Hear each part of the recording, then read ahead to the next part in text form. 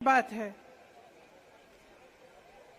मेरे पिता की शव यात्रा तीन मूर्ति भवन से निकल रही थी। अपनी मां के साथ और अपने भाई के साथ हम एक गाड़ी में बैठे थे। सामने भारतीय सेना की एक ट्रक थी, फूलों से लदी हुई थी। उसके ऊपर मेरे पिताजी का शव था। थोड़ी देर काफिला चला, 5-10 मिनट चला। फिर राहुल कहने लगे मैं उतरना चाहता हूं। तो मां ने मना किया। उस समय सुरक्षा का भी बहुत वो था। तो मां ने कहा नहीं, तुम उतर नहीं सकते। राहुल ने जिद की, नहीं मैं उतरूंगा। मैंने मां से कहा मां उतरने दो। राहुल गाड़ी से उतरा।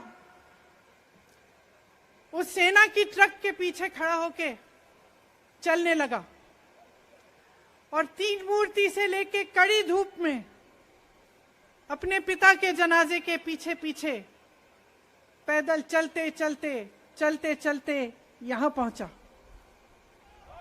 इस जगह से कुछ 400-500 गज दूर यहां पर मेरे शहीद पिता के अंतिम संस्कार मेरे भाई ने किए।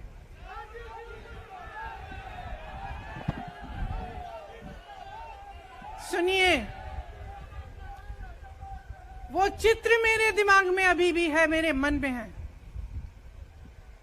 मेरे पिता का शव इस तिरंगे झंडे में लपेटा गया था। इस तिरंगे के नीचे मेरे पिता का शव था और उसके पीछे चलते चलते मेरा भाई यहां आया। उस शहीद पिता का अपमान भरी संसद में किया जाता है। उस शहीद के बेटे को आप देशद्रोही कहते हैं, आप मीर जाफर कहते हैं, उसकी आप मां का अपमान करते हैं। आपके मंत्री मेरी मां का अपमान भरी संसद में करते हैं। आपके एक मुख्यमंत्री कहते हैं कि राहुल गांधी को पता भी नहीं है कि उनका पिता कौन है।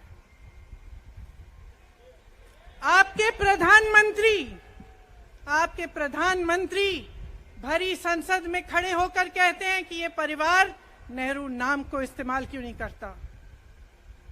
पूरे परिवार का अपमान करते हैं। कश्मीरी पंडित समाज के रिवाज का अपमान करते हैं, जिसके तहत एक बेटा अपने बाप के मरने पर पगड़ी पहनता है, परिवार की परंपरा को आगे बढ़ाता है। लेकिन आप पर कोई मुकदमा नहीं होता। आपको 2 साल की कोई सजा नहीं मिलती। आपको जेल की सजा नहीं मिलती।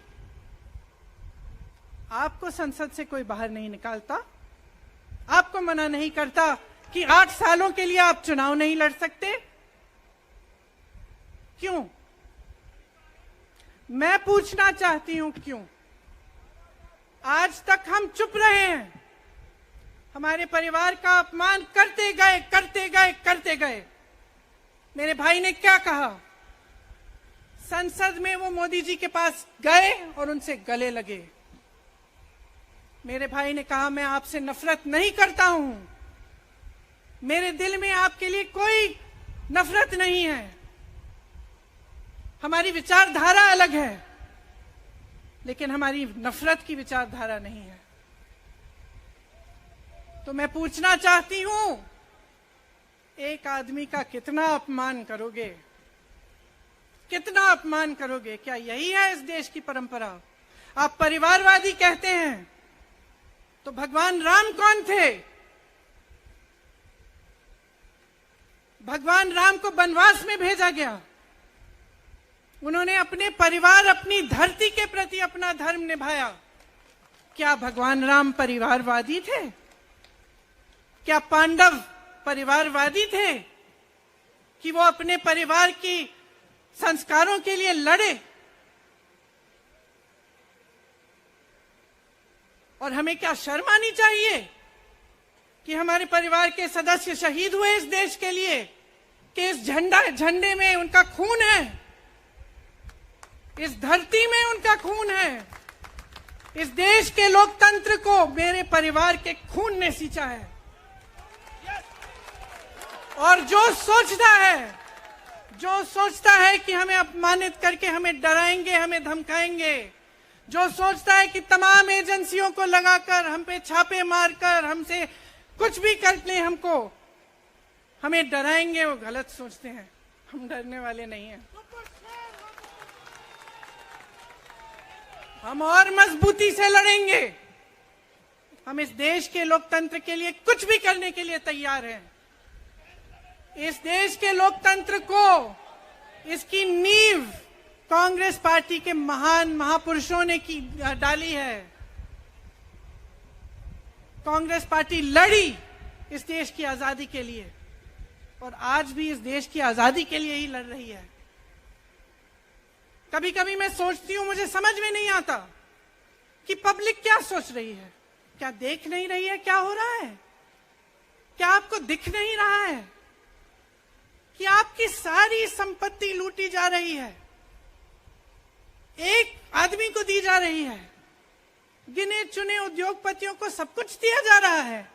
किसकी संपत्ति है? ये राहुल गांधी की संपत्ति है, ये आपकी संपत्ति है। ये पीएसयू किसके हैं? किसके लिए बनाए गए? आपके लिए बनाए गए, जो ऐसे एक के बाद एक इनको बेचे जा रहे हैं, दिए जा रहे हैं। इसी से तो आपका रोजगार आता है। छोटे उद्योगों से, छोटे व्यापारियों से आपका रोजगार आता है।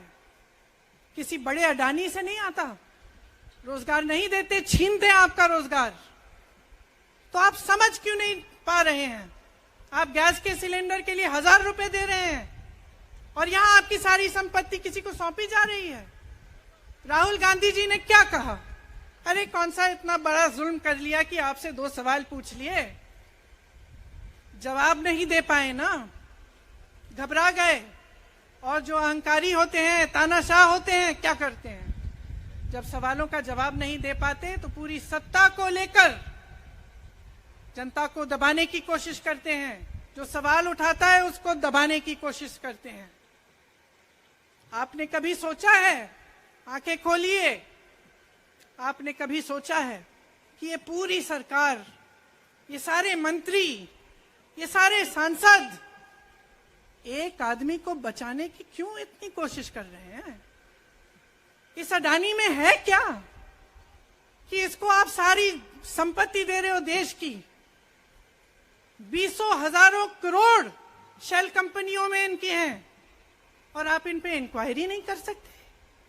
ये अडानी है कौन कि आप सब उनका नाम उठते ही बौखला जाते हैं और उनको बचाने में लग जाते हैं?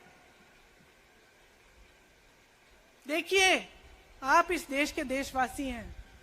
ये देश आपका है, ये लड़ाई आपकी है। आज तमाम नौजवान बेरोजगार क्यों हैं? हम इश्तिहार तो देख रहे हैं, होर्डिंग देख रहे हैं, मदर ऑफ डेमोक्रेसी लिखा है। कहते हैं कि हमारी अर्थव्यवस्था बहुत तेजी से आगे बढ़ रही है, तो इतने नौजवान बेरोजगार क्यों हैं? तो जहां जहां हम जाते हैं बेरोजगार नौजवान क्यों दिखते हैं? इतनी महंगाई क्यों है? इतनी महंगाई क्यों है? क्या आप इतने बड़े काम कर सकते हो लेकिन एक गैस सिलेंडर का दाम कम नहीं कर सकते? आप छोटे व्यापारियों की मदद नहीं कर सकते? आप रोजगार नहीं बनवा सकते? तो फिर आपकी सरकार किस काम की है? लोगों को दबाने के लिए है या अडानी जी को आगे बढ़ाने के लिए है? तो आज ये समय आ गया है कि हमें गंभीरता से सोचना पड़ेगा। ये सरकार पूरी कोशिश करती है कि आपका ध्यान भटकाया जाए। अब आप सोचिए, कन्याकुमारी से कश्मीर तक एक आदमी चला, उसके साथ लाखों लोग चले। क्या पैगाम लेके चला? किस लिए चला? उसके दिल में क्या भावना थी कि लाखों लोग देश भर से उससे जुड़ के चले? समता, एकता की भावना थी। आज आपके सारी मीडिया, आपके सारे मंत्री, आपके सारे सांसद, आपके सारे कार्यकर्ता कह रहे हैं कि राहुल जी ने विदेश जाकर देश का अपमान किया। राहुल जी ने एक वर्ग का अपमान किया। क्या एक आदमी जो कन्याकुमारी से लेकर 5000 किलोमीटर कश्मीर तक चल के ये रोज रोज कहता है कि इस देश को एक होना चाहिए, सबको समान दृष्टि से देखना चाहिए, क्या ये आदमी देश का अपमान कर सकता है? क्या ये आदमी एक वर्ग का अपमान कर सकता है? तो ये आदमी क्या कर रहा है? ये आपकी आवाज उठा रहा है। ये क्या कह रहा है? कह रहा है कि गरीबों को अपना हक दो, नौजवानों को अपना हक दो, महिलाओं को अपना हक दो। यही तो कह रहा है। और हक क्या है? हक ये है कि जो आपका है वो आपके हाथों में जाना चाहिए, किसी बड़े उद्योगपति के हाथ में नहीं, जो प्रधानमंत्री जी के मित्र हैं। ये है आपका हक। उसी हक की लड़ाई लड़ रहा है। तो आप समझिए, ये एक इंसान की बात नहीं है, ये एक राहुल गांधी की बात नहीं है, ये पूरे देश की बात है। जब हम कहते हैं लोकतंत्र को बचाना है, तो हम किस बात को बचाने की कह रहे हैं? क्या कह रहे हैं हम? लोकतंत्र क्या होता है? खुल के जवाब मांगो, सवाल उठाओ।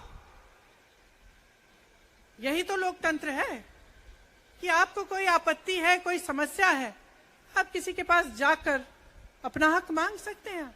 आप कह सकते हैं भाई हमारे लिए ये क्यों नहीं किया, इतनी महंगाई क्यों है, हमारे लिए रोजगार क्यों नहीं बनाए। लेकिन आज यही हक आपसे छीना जा रहा है और आपका ध्यान इधर उधर भटकाया जाता है और इतनी चीजों को फैलाया जाता है जो सच नहीं है, झूठों को फैलाया जाता है। आप सोचिए, राहुल गांधी दुनिया के सबसे बड़े जो शिक्षा के संस्थान है वहां से पढ़ के आए हैं। हार्वर्ड और कैम्ब्रिज की उनकी डिग्री है। कैम्ब्रिज से उन्होंने इकोनॉमिक्स में मास्टर्स डिग्री, एमफिल डिग्री उनको मिली। आप उसको पप्पू बनाते हैं। पूरे देश भर में आपकी सहायता के साथ मेरे मीडिया के दोस्तों, डिग्री आपने देखी नहीं, सच्चाई आपने देखा नहीं, उनको पप्पू बना दिया। फिर पता चला कि ये पप्पू तो यात्रा में निकल आया और पता चला कि ये तो पप्पू है ही नहीं। इसके साथ तो लाखों लोग चल रहे हैं। ये ईमानदार भी है, ये सब बातों को समझता भी है, ये जनता के बीच जा रहा है, जनता की समस्याओं को सुन रहा है, तो जनता इसके साथ चली जा रही है। तो घबरा गए कि राहुल गांधी ने संसद में वो सवाल उठाए जिनका उनके पास जवाब नहीं है।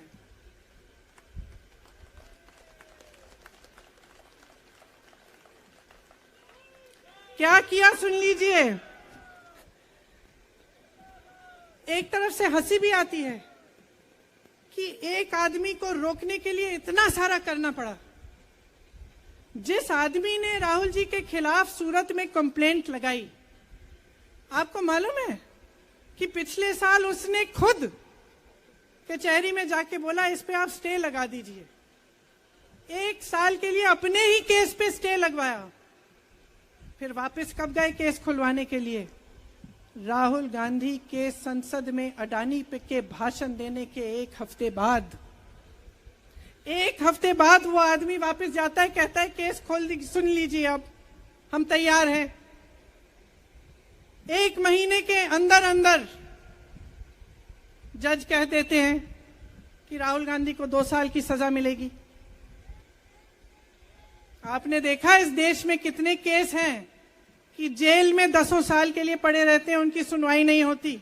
ये तो सुनवाई भी फट से हो गई, जजमेंट भी फट से हो गई, सजा भी फट से हो गई। और आपने कह दिया अगले दिन कि 8 सालों के लिए ये चुनाव नहीं लड़ सकते, संसद से बाहर कर देंगे इनको। वाह वाह वाह वाह वाह वाह, बहुत धैर्य है आप में। अरे कायर हैं, कायर है इस देश का प्रधानमंत्री। लगा दो केस मुझ पर, लगा दो केस मुझ पर, जेल ले जाओ मुझे भी, लेकिन सच्चाई ये है कि इस देश का प्रधानमंत्री कायर है।